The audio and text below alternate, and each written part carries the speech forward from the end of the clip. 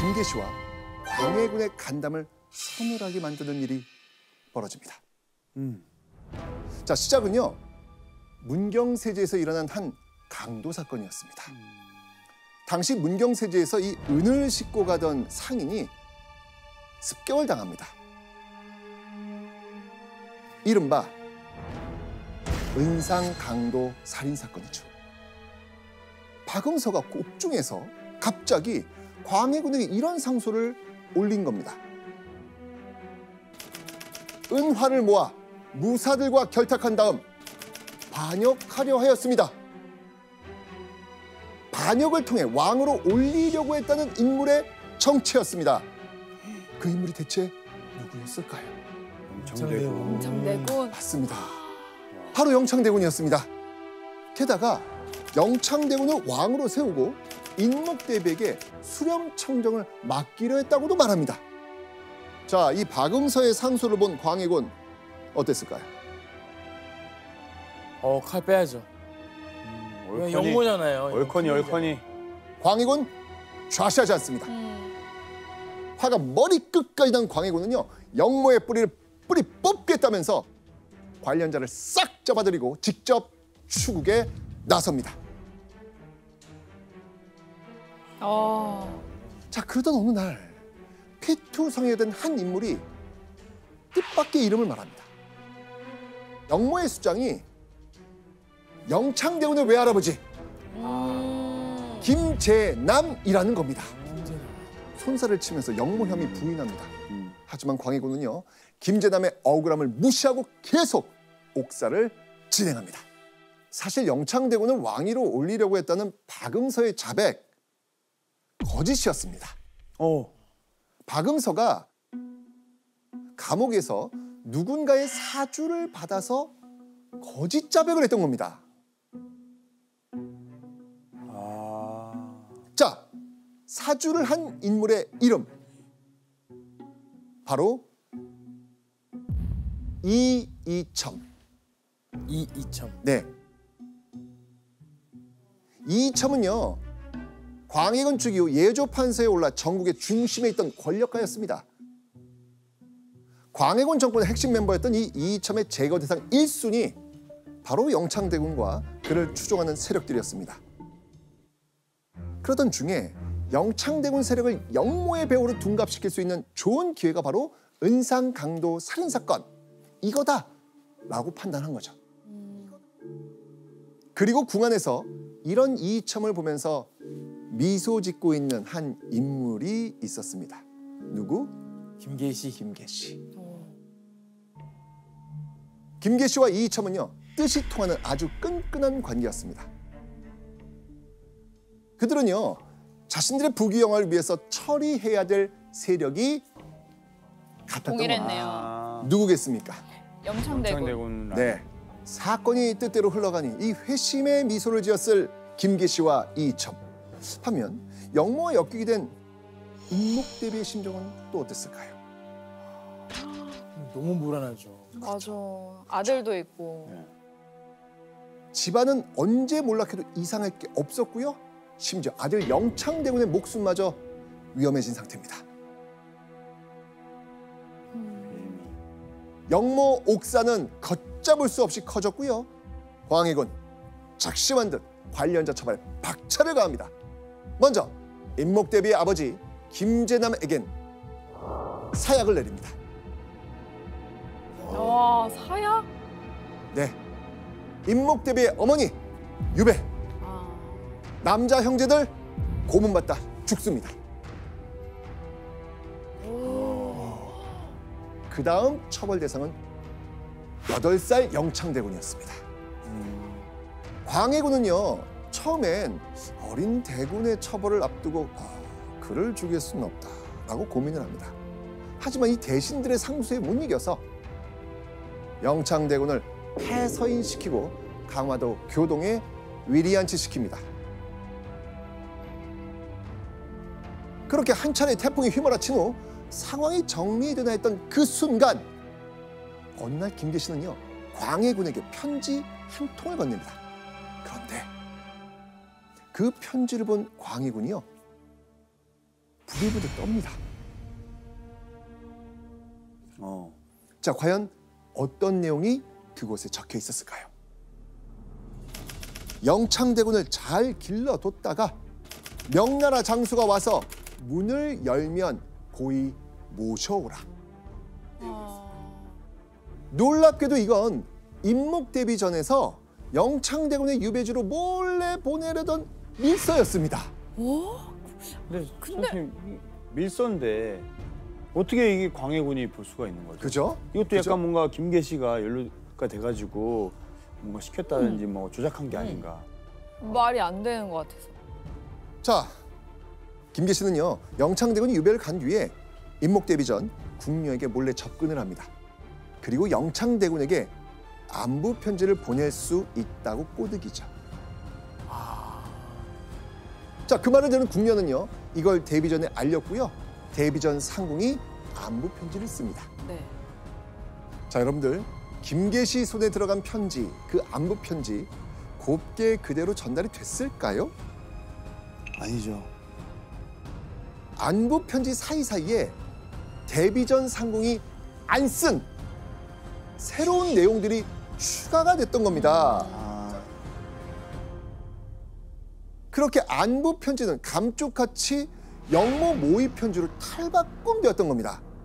그리고 공교롭게도 편지 사건이 있은 지 약 열흘 후 너무나도 안타까운 소식이 들려옵니다.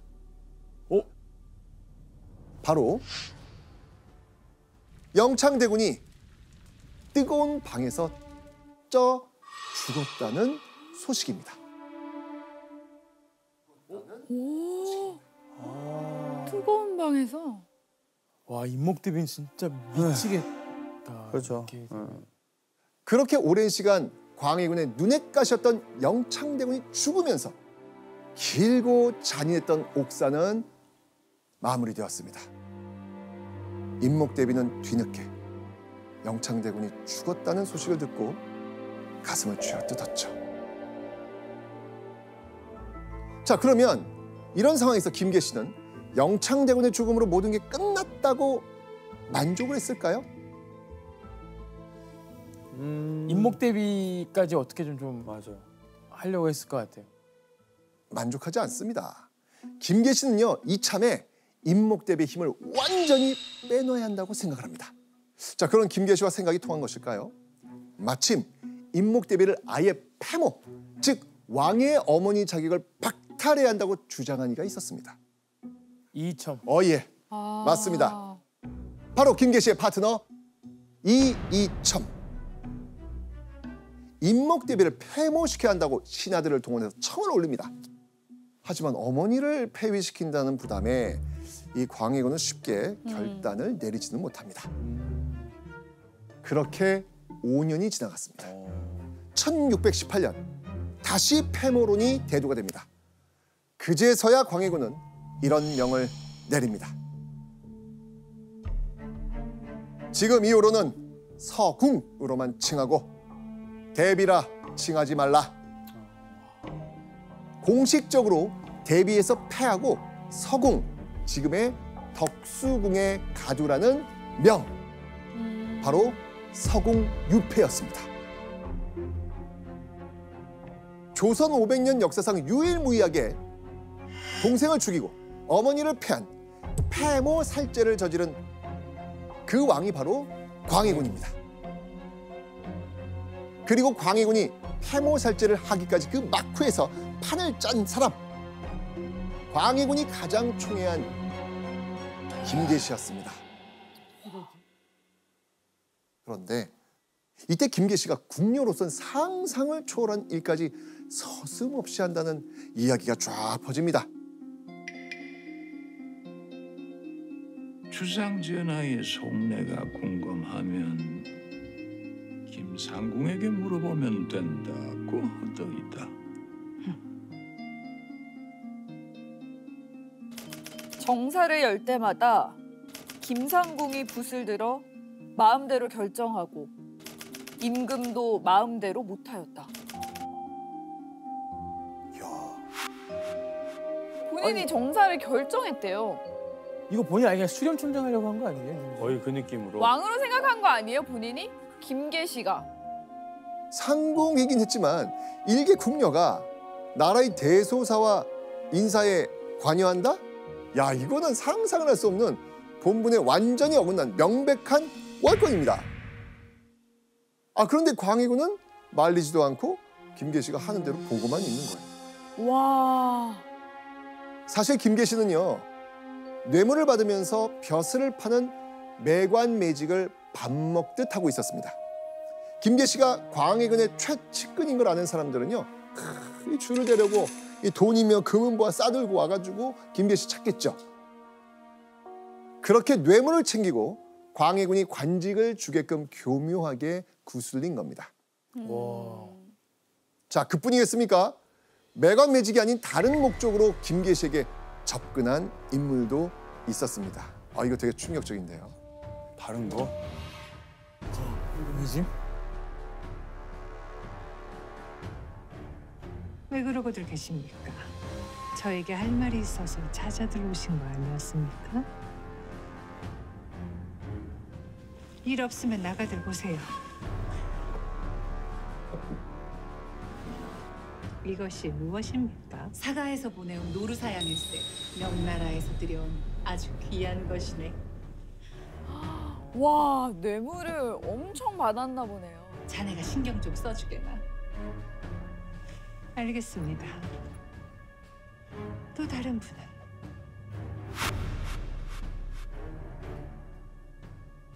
왜 여인들이 바치지?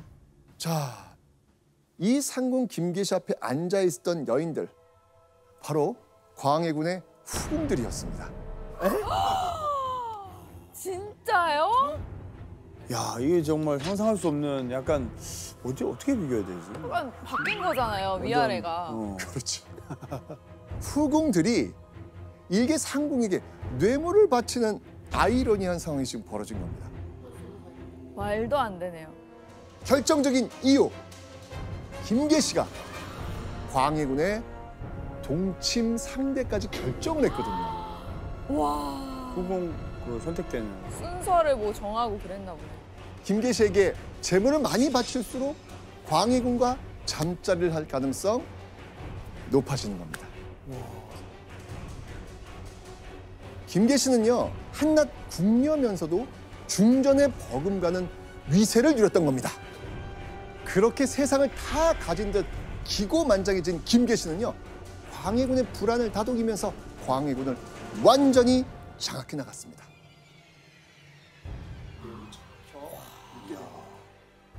그러던 1622년 12월, 신하들이 광해군에게 강한 어조로 말합니다. 이 귀와 김자점이 음모를 꾸미고 있습니다. 대비하셔야 합니다.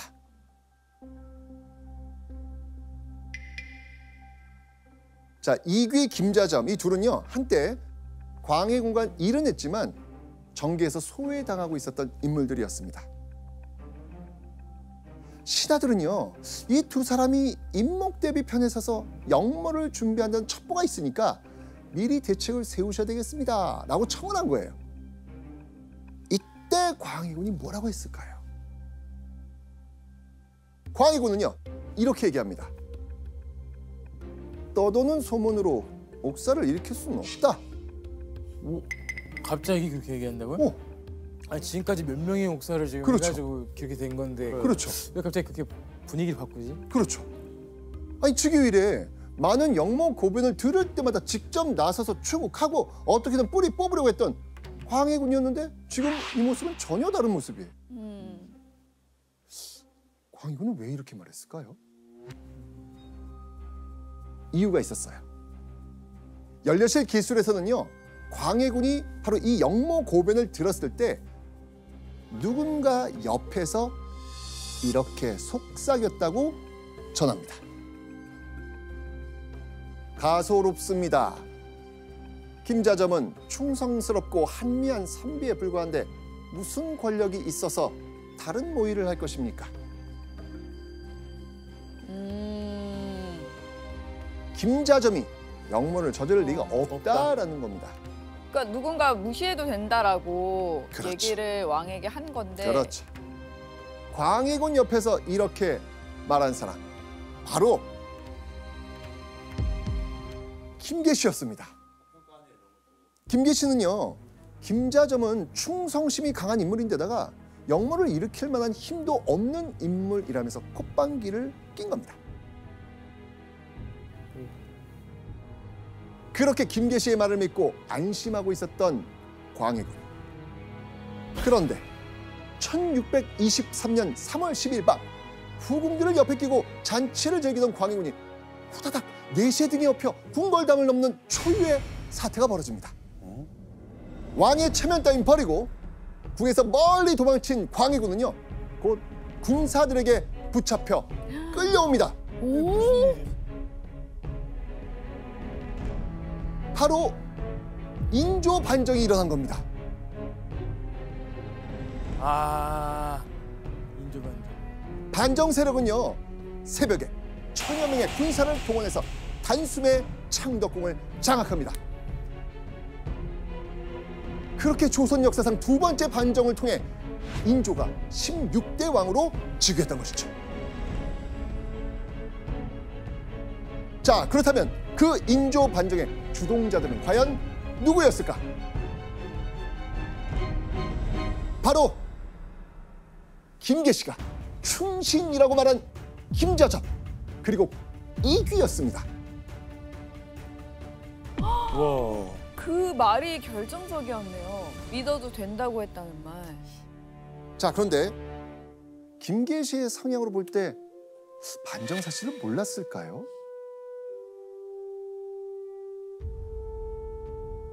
그러니까 여러 기록을 볼 때 김계시는 이미 반란군과 연결돼 있었던 것으로 보입니다. 반란이 일어나는 게 기정사실인 상황에서 자신의 살 길을 모색했던 것으로 보여지고, 반란이 일어나더라도 광해군의 눈과 귀를 가려줬으니까 자신을 죽이지 않으리라고 생각을 했던 거지요. 그러면은 그 상황에서 광해군을는 김계시 찾았을 거 아니에요. 그러니까. 근데 근데 그쪽 없어. 편이니까. 와, 대박이다. 뭐 물론 김계시와 반정 사실에 대한 다른 견해도 있습니다. 뭐 김계시가 아예 몰랐다, 아예 안 일어날 거라고 생각했다라는 의견도 있습니다. 하지만 사실 김계시가 어떤 의도를 가졌든 김계시의 말이 결정적으로 광해군의 눈과 귀를 가렸고요, 결국 광해군이 패위를 당하는 데 영향을 준 건 사실입니다. 자, 그러면 광해군의 눈과 귀를 막았던 김계시는 또다시 승승장구하면서 화려한 궁궐 생활을 이어나갈 수 있었을까요? 김계시는 보통 사람이 아니에요. 그 사람은. 예. 반정 당일 김계시는 반정군에 붙잡혀 직결 처형됩니다. 오, 와, 직결돼요? 네. 아, 진짜요? 진짜 김계시 맞아요? 아, 다른 사람 아니고? 아닌데. 아이러니하게도 반정 세력의 첫 번째 척결 대상 김계시였습니다. 반정군은요, 김계시를 살려줄 마음이 손톱만큼도 없었습니다. 왜냐하면 반정 세력 뒤에 김계시에게 이를 갈고 있는 사람이 있었거든요.